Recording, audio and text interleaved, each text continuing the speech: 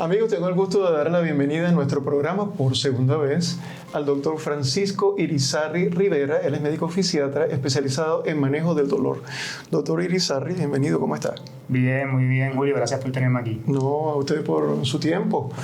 Que bueno, doctor, yo creo que en el caso de los fisiatras es bastante limitado porque hay muchas personas, sobre todo cuando se es especialista en el área de dolor, y es este el tema que queremos hablar hoy, doctor. Dolor de espalda baja. Las personas lo llaman, qué sé yo, dolor lumbar, pero yo creo que es bastante frecuente, doctor, ¿no?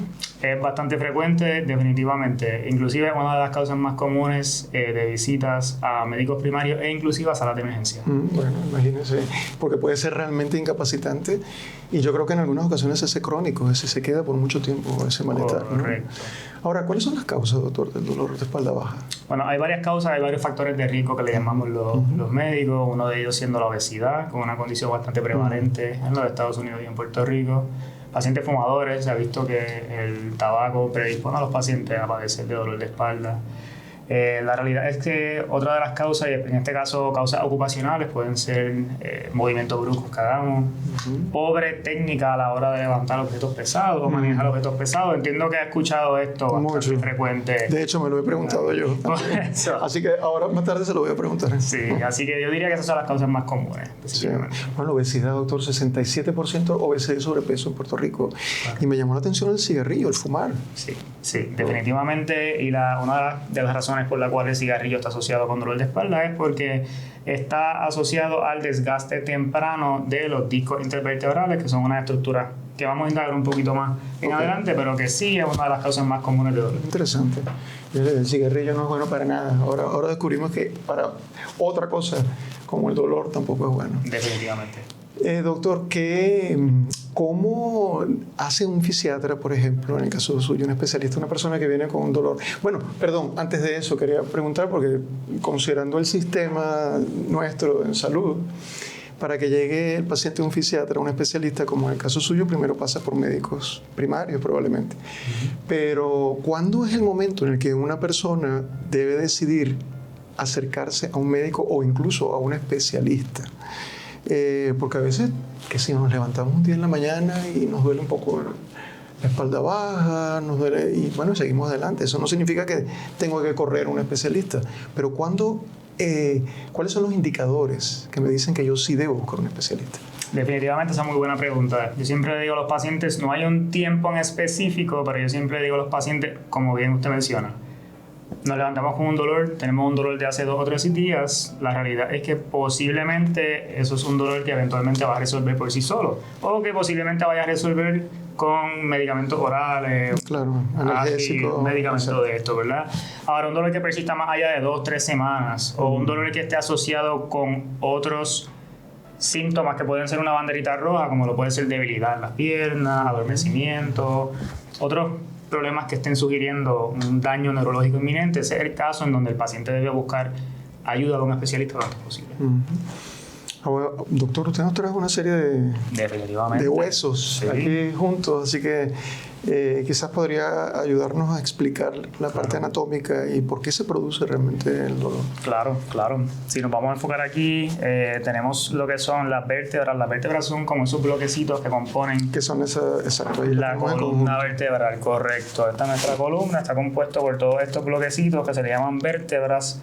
Entre medio de cada una de las vértebras tenemos los discos intervertebrales. Aquí estamos magnificando para que sea un poquito más fácil para poder visualizarlo. Estos son los discos, son estas estructuras que se componen de un material gelatinoso, por decirlo así.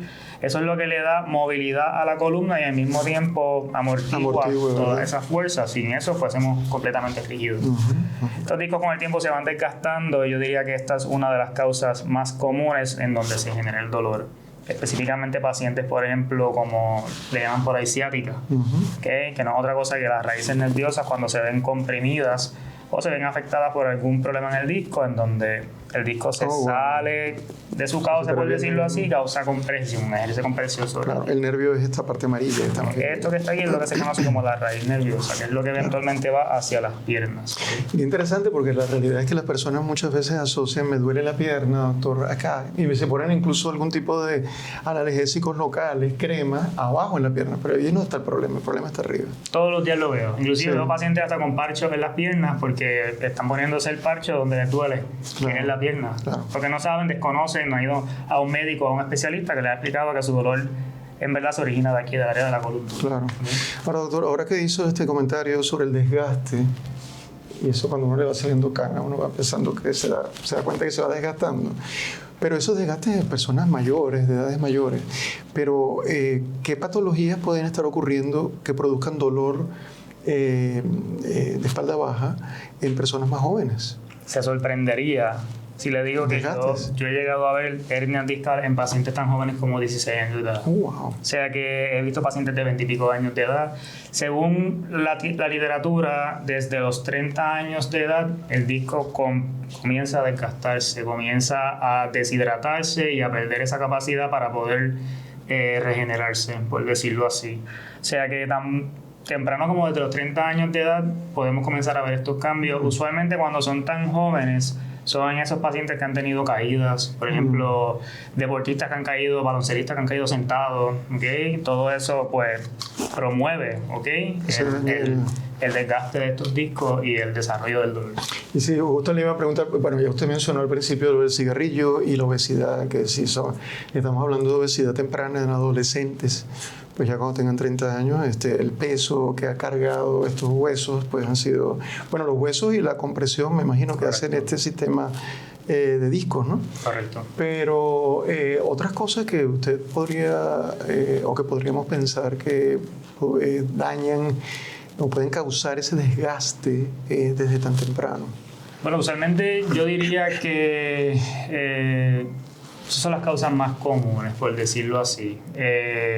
Todo lo que sea pobre postura, hábitos, es correcto, hábitos, sobre todo la postura, y usted mencionó las actividades físicas como ejercicios que pueden generar ciertos traumatismos, etcétera.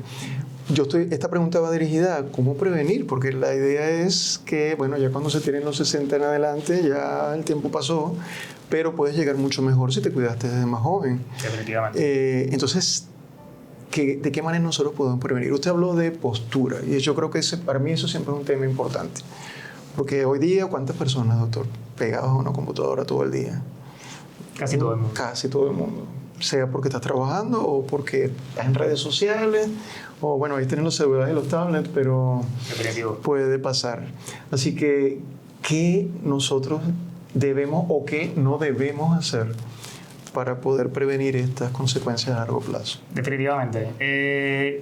Yo siempre digo a los pacientes, ¿usted quiere ahorrarse una visita al médico o ahorrarse una visita a mi oficina? Mantener buen peso. Eso es indispensable. Inclusive pacientes que yo veo y que son pacientes, por ejemplo, sobrepeso o pacientes que están obesos, yo les digo, posiblemente si usted rebaja X cantidad de libras, posiblemente el dolor se va a ir por completo.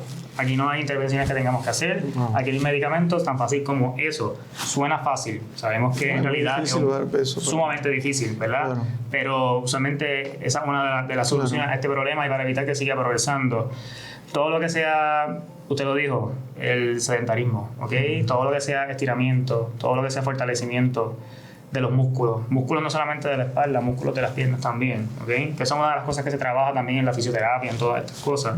Estiramiento, fortalecimiento de los músculos del tronco, fortalecimiento de esos músculos que son los estabilizadores de la columna, inclusive los músculos de las piernas, como mencioné. Corrección de postura y también lo que es la ergonomía. La ergonomía es cómo llevar a cabo las actividades en el trabajo, en nuestra casa, de manera segura, sin lastimarnos. Algo tan simple como no doblarnos a levantar un saco de cemento, ¿verdad? Sino mantener la espalda erguida, derecha. O sea, que te vas flexionando las rodillas. Correcto, llevar todo el peso a las piernas para así no promover que cuando tengamos lo que llamamos hiperflexión, pues que entonces vayamos a desgastar ese disco y a promover la ruptura de ese disco. Ahora, para hacer eso hay que tener fortalecidas las piernas para poder bajar, porque el músculo, si se concentra la tensión aquí, pues es el músculo de las piernas, ¿no? Definitivamente.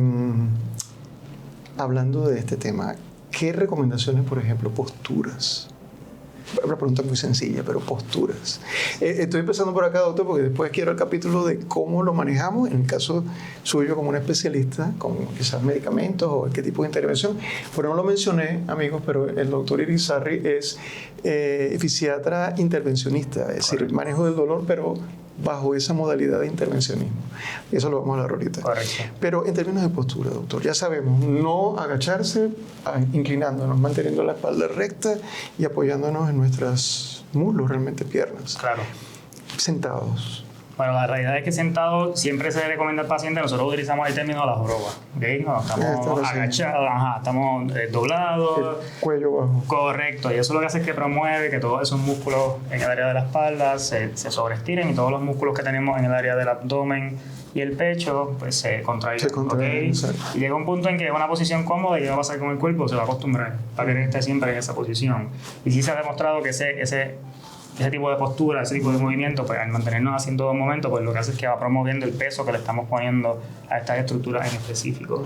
O sea que esto no es algo que ocurre de la noche a la mañana, esto no es algo que ocurre en una semana o 2 semanas, esto es el efecto acumulativo de tener esa postura por años y años y años con todo ese desbalance en lo que se conoce como la biomecánica, ¿okay? Es cómo se balancean todas las fuerzas en el cuerpo y cómo se distribuyen todas estas fuerzas, ¿okay? O sea que eventualmente va a tener un efecto en lo que estamos hablando. Aparte de postura, siempre hablamos, por ejemplo, lo que es, hablando por la línea de economía, ¿verdad? Cuando vamos a levantar algo, siempre se recomienda no levantar el objeto lejos del cuerpo, siempre tenerlo lo más cerca posible del cuerpo.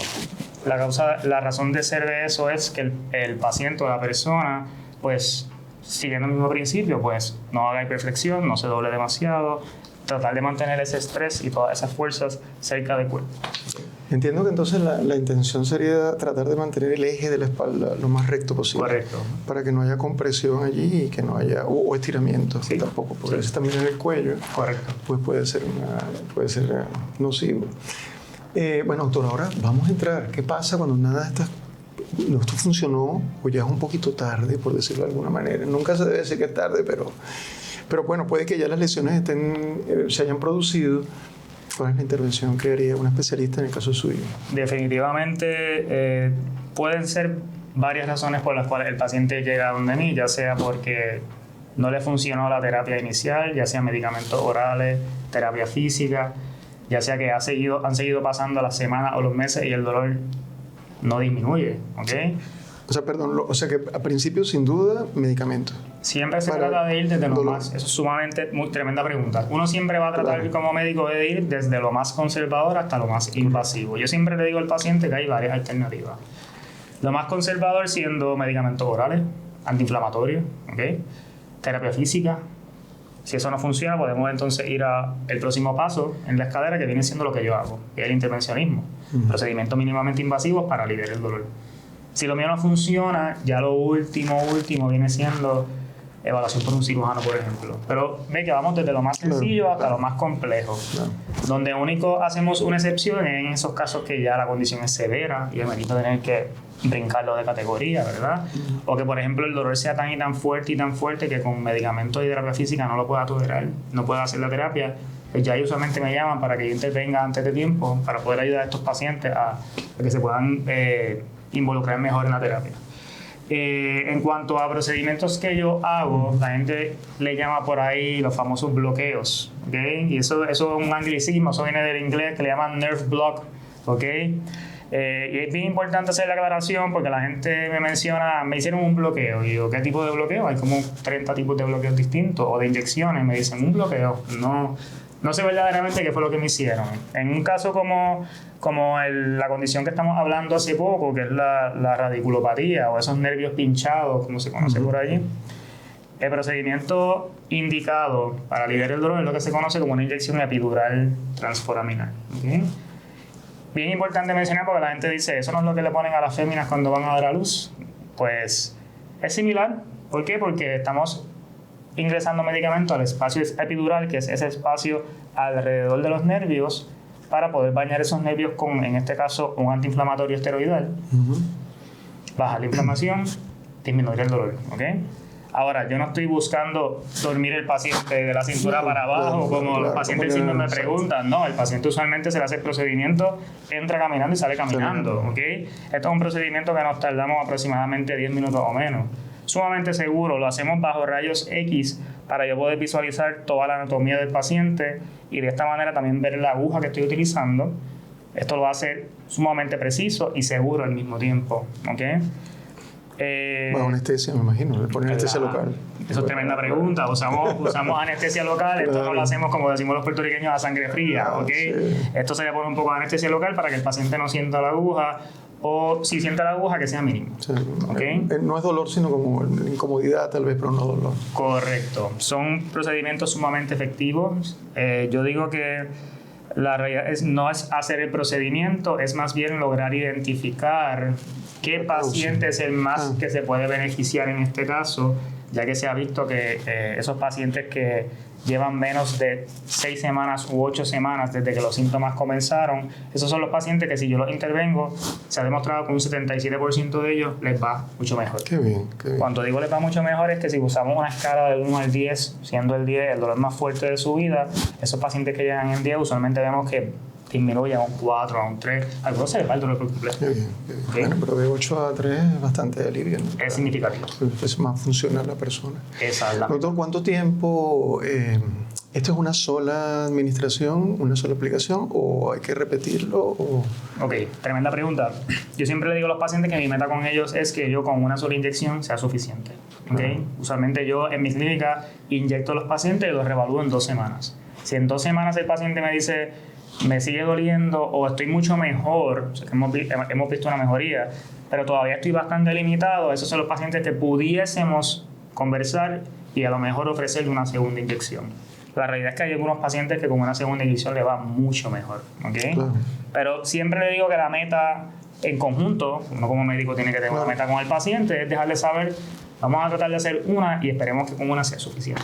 Claro, siempre así. Bueno, el doctor dijo su oficina, aquí en el cintillo abajo está el número telefónico del doctor, si quieren comunicarse.